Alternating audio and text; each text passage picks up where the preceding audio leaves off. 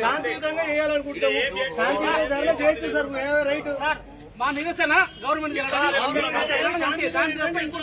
Time ఇవ్వండి ఒక అరగంట.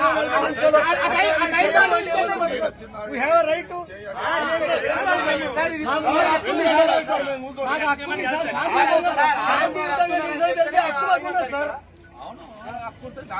శాంతియుతంగా నిరసన చేస్తున్నాం సార్ మేము.